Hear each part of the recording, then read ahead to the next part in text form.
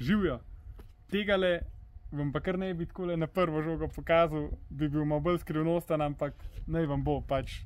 Tole je izziv, ki smo ga imeli sicer že leto pa pol nazaj, ampak je zdaj skompletiran in vrt, in okolica, in vse, kar tukaj okrog vidite, in pač moram vam pokazati, ker sem osebno ful ponosen na tale projekt.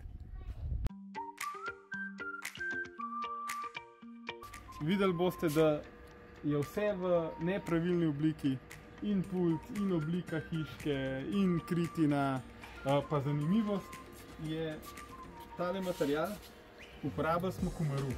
Zato, ker ima tudi, je v bistvu ambient, tudi pri stanovanjski hiši v kombinaciji z belo, z antracitom pa s kumarujem. In se mi zdi, da je tudi kot celota tole izpada zelo luštno, no pa malo drugače predvsem. Je pa les oljen, zato da je zaščiten, da tudi počasneje se vidi, da ohranja to naravno barvo.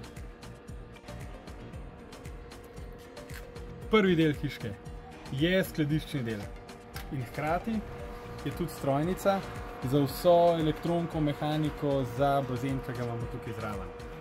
In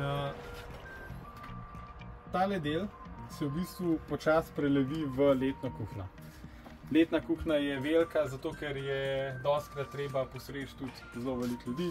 Zraven imamo roštilj, tako da ne rabimo prav daleč hoditi, pa tudi kuhinja v stanovanjski hiši je kar dosti oddaljena, tako da rabimo imeti praktično vse tukaj pri roki.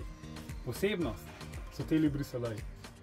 Običajno delamo macesnove, tukaj smo naredili izjemo, so iz Iroka. In brisoleji imajo funkcijo, da lahko reguliramo dotok svetlobe ali pa dotok vetra. In tukaj je zahod.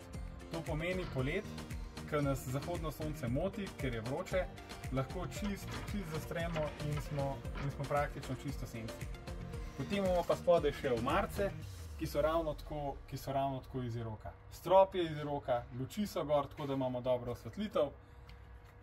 Za konec pa še tale visoka gredica, ki je pa praktično čisto zraven jedilne mize, tako da direktno utrgamo pa damo na taler.